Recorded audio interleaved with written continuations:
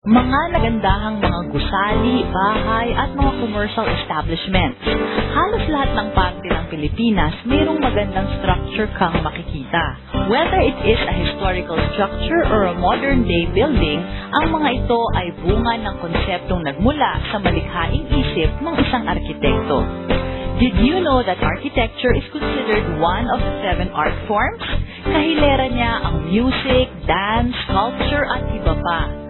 Kung iyong iisipin, tama lang nakabilang siya dito dahil it takes a creative mind to come up with a beautiful and close to breathtaking designs.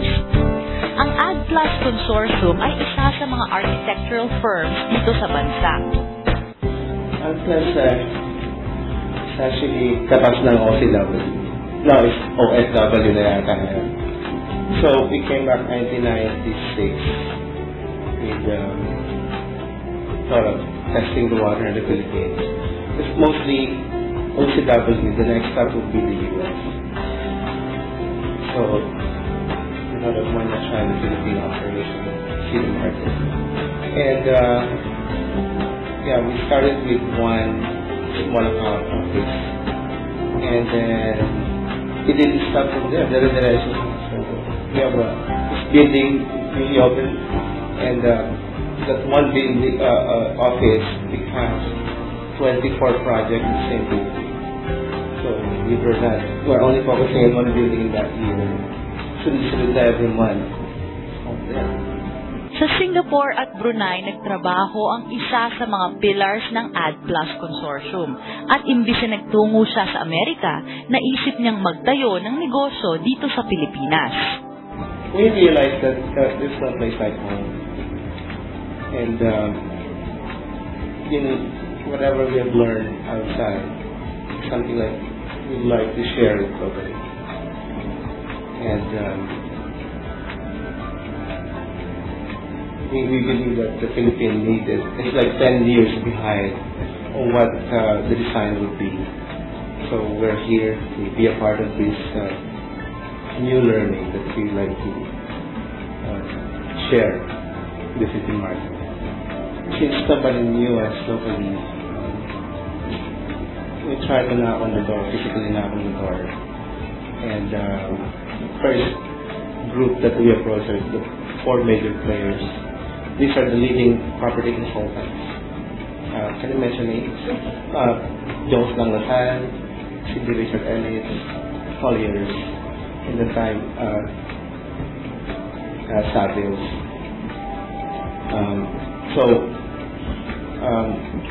We pass on name cards and then our portfolio, and then do the whole. It's really hard. So we offer non-committal services to a point that, to assist potential clients. Non-committal, we do festival support them. Maparamakasin kami. Training at experience, ito ang naging susi upang umunlad at mapuna ang AdPlus in a very competitive industry. In my personal experience, these are my old clients when I was working in Singapore. So, personally, so it's more of a personal type. So, I'm no longer connected with my company. I'm on my own now. So, why not try that? Believe it or not, we are on the mainstream, considered as the top 10 firm in corporate interiors, as per the latest survey. So, this is up against multinational interior design company. What's an operation in the Philippines? We're local, 100% local. Ang AdPlus ay maraming mga services na maaaring i-offer sa mga tao o organisasyon na nangangailangan ng tulong ng isang architectural firm. It's a range of services, from design consultancy, project management, design and construct, or strictly consultancy. That means in collaboration with other designers or architects abroad. It's always on a case-to-case basis. That depends on the needs of the project. There are certain clients that ask only our services for specifically project management. Maraming tao ang nai-involve sa isang proyekto. Naririyan ang mga taong gumagawa ng AutoCAD, mga designers na in charge sa creatives at project manager. well, for a specific project, we do create a specific team for that project. So for every department, we get a designer, we get a project manager whose background is engineering, and we do also ask from the AutoCAD section to implement the technical drawings. And then, we ask a representative also from the contractor. Ang AdPlus ay gumagawa ng mga business o commercial establishments at mga residential o mga tahanan. May kaibahan kaya ang paggawa nito? Normally, an corporate takes about 30 to 60 days. But sometimes when there are delays in the paper documentation, like permits, it runs about to 75 days. Now, on the residential, usually it's quite 3 to 6 months, because residential have their own peculiarities, like the curing of the house. You cannot just get into the interior, and you have to wait for certain curing. Yung mga poste, kailangan mag-incur sila lahat. Like in building, kakasyat na yan, you just go inside interiors. Ngunit paano nga ba nakakaisip ng design ang mga architects at interior designers na naaakma sa gusto o kaya personalidad ng kanilang kliyente? Well, first of all, we get the client's requirements as per the space. And of course, we analyze the space, which building or what present conditions the building has for them. And we get all some kind of corporate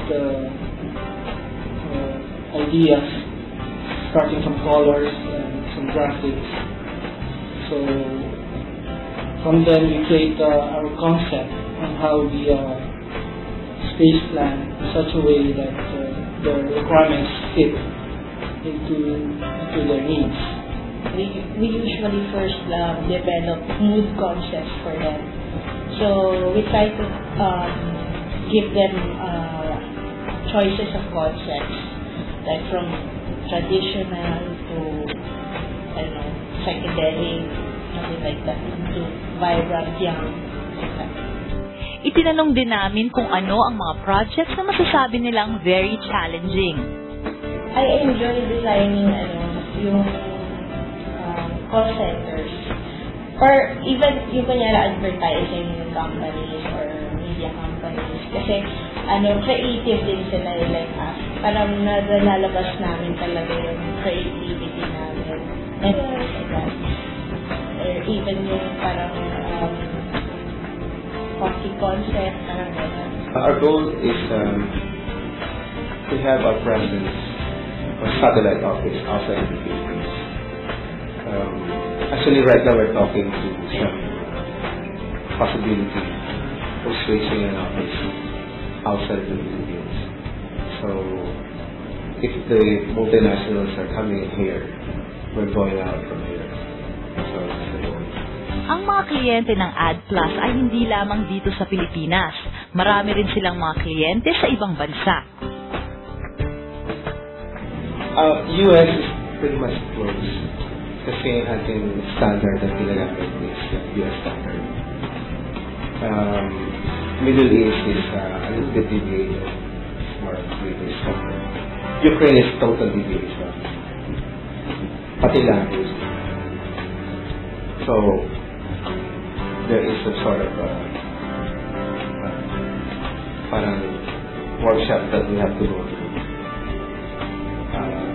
7 days workshop to be able to adapt. So we are on the same page when we do evaluate things. Ang AdPlus ay isa lamang sa maraming mga architectural firms. But what makes them different? We value engineer. Like, for example, if we wanted to use this material but then it's mahal, so we try to look for alternatives that would parang meet yung expectation.